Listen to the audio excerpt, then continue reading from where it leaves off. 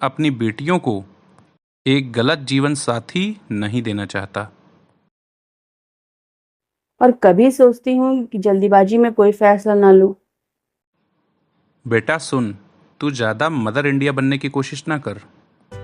बेटा तूने ऋषभ के बारे में मुझे कुछ बताया ही नहीं अभी तक। पापा, मैं समझ नहीं पा रही हूँ कि मैं ऋषभ से शादी करूँ भी कि नहीं। तो बेटा फिर फाइनली क्या डिसाइड किया तुमने? पता नहीं पापा। कंफ्यूजन क्या है तुझे ऋषभ के बारे में बेटा? पता नहीं पापा, मुझे क्या कंफ्यूजन है। लेकिन अभी तक मैं उससे जितनी बार भी मिली हूँ ना, कभी कभी तो मुझे वो बहुत ही मैच्योर लगता है, बहुत ही समझदार।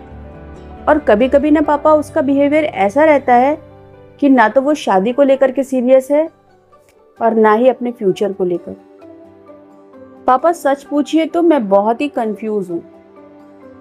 कभी कभी तो मुझे ऐसा लगता है कि मैं शादी कर लूं ऋषभ से, ताकि आप लोगों की एक जिम्मेदारी तो पूरी हो पाए, क्योंकि आपके आगे अभी 2 बेटियां और भी है और भाई को पढ़ाना भी है। और कभी सोचती हूँ कि जल्दीबाजी में कोई फैसला ना लूं। बेटा सुन, तू ज़्यादा मदर इंडिया बनने की कोशिश ना कर।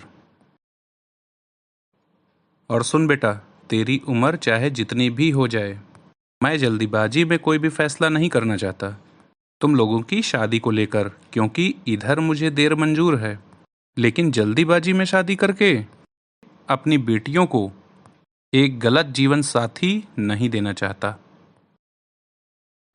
मेरी बेटियां मेरी जिम्मेदारी हैं, इसलिए मैंने अपनी तीनों बेटियों की पढ़ाई अच्छे से करवाई जितनी मेरी हैसियत थी, ताकि शादी के बाद जब भी कभी बुरा समय आए तो मेरी बेटियां कभी किसी के ऊपर बोझ न बने। बेटा तुम तीनों बहनें मेरी सबसे प्यारी जिम्मेदारी हो और मेरी ताकत भी हो।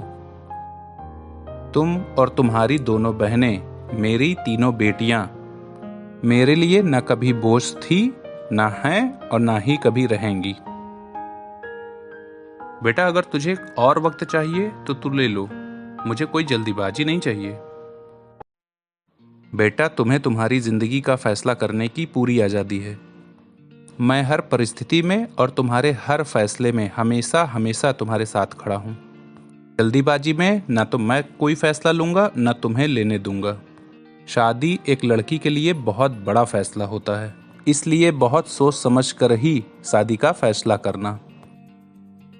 पापा, मम्मी, अगर आप जैसे पेरेंट्स हर बेटी को मिल जाए तो हर बेटी शादी के बाद खुश रहे, अपनी शादी को सिर्फ अपने बच्चों की वजह से चलाए नहीं और ना ही उसके कोई सपने अधूरे हों।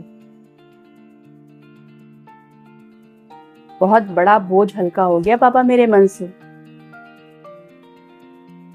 थैंक यू सो मच पापा।